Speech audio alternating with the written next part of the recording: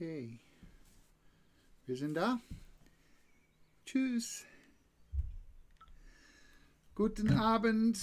Pastor Tim hier für Bibel Baptisten Gemeinde Hamburg-Stellingen für unsere Webandacht heute Abend, 1.4.2020. Und wir heißen jedem herzlich willkommen bei uns heute Abend und wir werden gleich Psalm 138, Vers 2 lesen. Psalm 138, 2 schauen wir gleich an.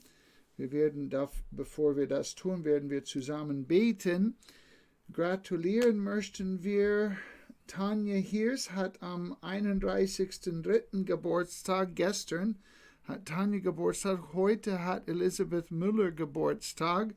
Und wir gratulieren euch und wünschen euch Gottes Segen zum Geburtstag. Ja, dann möchte ich auch sagen, wie wir es auch euch im Link gesendet haben.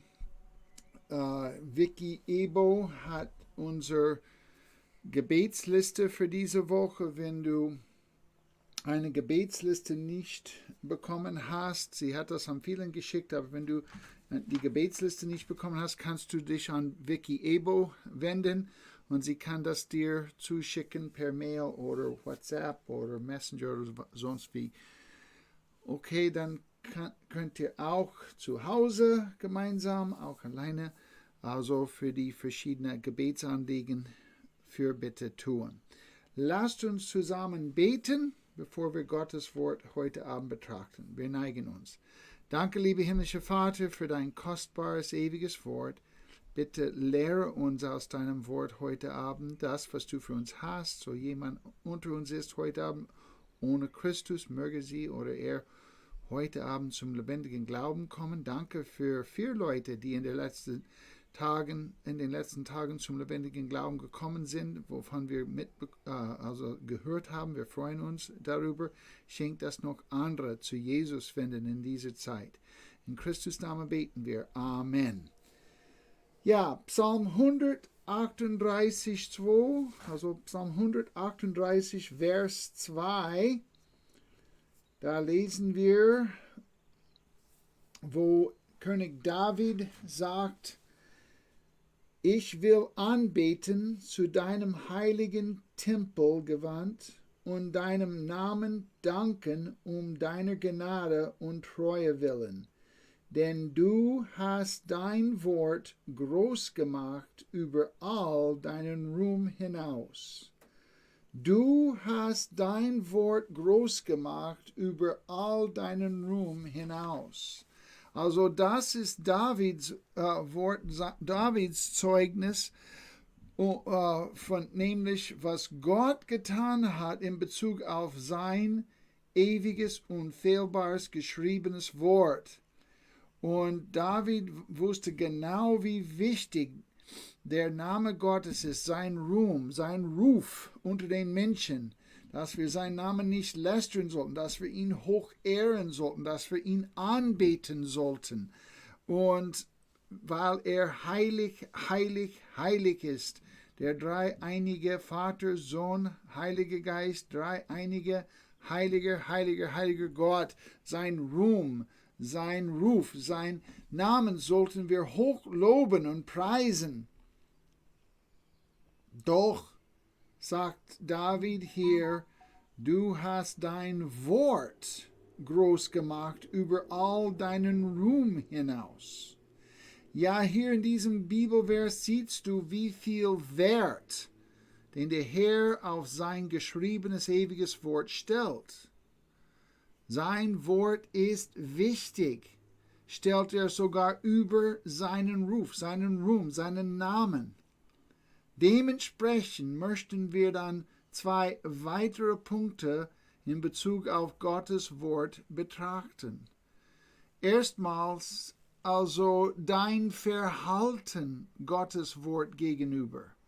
Dein Verhalten, wie verhältst du dich Gottes geschriebenes Wort gegenüber? Erstens, du solltest Gottes Wort lesen und auswendig lernen. Psalm 119,11, da schreibt David, ich bewahre dein Wort in meinem Herzen, damit ich nicht gegen dich sündige. Gottes Wort lesen und lernen, möglichst auswendig lernen, ist dir und mir wichtig, dass wir das im Herzen haben. Ich bewahre das in meinem Herzen, sagt David. Warum? Dass ich nicht gegen dich sündige, dass ich weiß, was dein Wort sagt und also danach denke und handle. Du solltest Gottes Wort lesen und auswendig lernen. Zweitens, du solltest Gottes Wort als Wegweiser und Ratgeber benutzen. Auch da im Psalm 119, Vers 105, dein Wort ist meines Fußes Leuchte und ein Licht auf meinen Weg. Und auch im Vers 130 da von Psalm 119, die Eröffnung deiner Worte erleuchtet und gibt den Unverständigen Einsicht. Ein Licht, ein Leuchter und ein Licht auf meinen Weg und Einsicht. Erleuchtet den Unverständigen und gibt Einsicht. Gottes Wort macht dich verständig, also macht dich klug. Also Gottes Wort ist die Quelle der Weisheit überhaupt und zeigt dir den Weg, wo es lang geht, wo Gott das für dich hat. Daher ist Gottes Wort unsere Richtschnur, unser Maßstab fürs Leben. Daher haben wir also Gottes Wort zu nutzen in jeder Lage, jeder Situation, bei der Arbeit, bei der Schule, in jeder Lage, im Geschäft, zu Hause, jetzt, alleine oder bei der Familie. Was ist Recht, was ist Unrecht? Gottes Wort gibt dir und mir die Weisheit und leuchtet unseren Pfad, dass wir wissen, was korrekt ist, was Gott sagt dazu und was die Wahrheit ist und was nicht. Du solltest Gottes Wort lesen und lernen. Du solltest Gottes Wort als Wegweiser und Ratgeber benutzen. Und drittens, du solltest Gottes Wort in die Praxis umsetzen. In Jakobus 1,22 steht es, seid aber Täter des Wortes und nicht bloß Hörer, die sich selbst betrügen. Das in die Praxis umsetzen, was Gott dir aus seinem Wort gibt. Und in Johannes 13,17 lesen wir, wenn ihr dies wisst, glückselig seid ihr, wenn ihr es tut. Das heißt, was du aus Gottes Wort gelernt hast, sollst du auch praktizieren. So ist das. Einüben, den alten Mensch als Kind Gottes ausziehen, den neuen Mensch anziehen, Christus ähnlicher werden, in der Heiligung Christus ähnlicher werden, in der Heiligung wachsen und weniger wie die Welt, mehr wie Christus werden. Das ist ein Verhalten Gottes Wort gegenüber. Nummer 2, die Wirkung Gottes Wort dann in dir. Die Wirkung Gottes Wort in dir. Gottes Wort reinigt und heiligt dich. Die Heiligung, die wir im Wort Gottes bekommen, ist enorm. Und wir brauchen das täglich, diese tägliche Reinigung im Wort Gottes. So lesen wir da also in Johannes 17,17. Jesus gibt hier sein hohepriesterliches Gebet, auch für dich und für mich. Und er sagt, heilige sie in deiner Wahrheit. Dein Wort ist Wahrheit. Also da haben wir das zu merken. Auch in Epheser 5, 25, 26. Ihr Männer, liebt eure Frauen, gleich wie auch der Christus die Gemeinde geliebt hat und sich selbst für sie hingegeben hat, damit er sie heilige, nachdem er sie gereinigt hat durch das Wasserbad im Wort. Also Reinigung und Heiligung durch Gottes Wort sind sehr, sehr wichtig, dass wir Christus näher kommen, mit ihm treuer wandeln in der Heiligung. Das ist ganz, ganz wichtig. Und hier haben wir das zu vergleichen mit weltlichem Gedankengut. Denn was wir in der Welt hören, ist meistens unbiblisch. Oft sogar nicht nur verkehrt, nicht nur unbiblisch, sondern Gottes Wort entgegen, das heißt feindselig gegen das, was wir im Wort Gottes hören. Und die Gedanken, die wir oft hören, als menschliche Gedankengut, also von Volksmund oder irgendetwas weitergegeben, sollten wir immer also mit Gottes Wort vergleichen. Das also heißt, wir befassen uns mit dem Wort Gottes. Dass du und ich, dass wir die Zeit damit verbringen, regelmäßig, dass wir wissen, was im Wort Gottes steht. Sobald wir dann was lesen oder hören, anderswo, können wir das gleich vergleichen mit dem Wort Gottes. Manches, was wir bekommen, ist, also kann man auch sagen, ja, das kann ich bejahen. Warum? Weil das, was wir von anderen lesen oder hören, im Einklang mit dem Wort Gottes ist. Ohne dass wir irgendwie das irgendwie drehen müssen oder umformulieren müssen, wenn wir merken, dass es, was gesagt ist, also mit dem, was Gottes Wort sagt, im Einklang ist, dann können wir das bejahen. Aber leider ist es häufig so, dass wir von anderen Dingen mitbekommen in der Welt, was im Widerspruch zum Wort Gottes steht. Und so haben wir dann Gottes Wort uns zu reinigen und zu heiligen, nämlich weiter weg von unbiblischen Gedanken zu bringen, näher zum Herrn, zu der Wahrheit seines Wortes hinbringen, um das in die Praxis auch umzusetzen. Also, so hast du und ich das zu praktizieren. Die Schüler haben das in der Schule, wenn sie von Evolutionslehre hören, wenn sie anderes hören, zu sagen, was steht im Wort Gottes. Wie sieht das aus? Lügt Gott, wenn er sagt, am Anfang schuf Gott Himmel und Erde? Ist das anderes zu verstehen als buchstäblich, grammatisch, historisch, wie es steht? Nein, es ist genau so. Und so haben wir das zu beachten, zu sagen, wir glauben Gottes Wort, nicht Menschen Gedankengut. Die Wirkung in dir, Gottes Wort reinigt und heiligt dich. Zweitens, Gottes Wort richtet deine Gedanken und Gesinnungen im Herzen.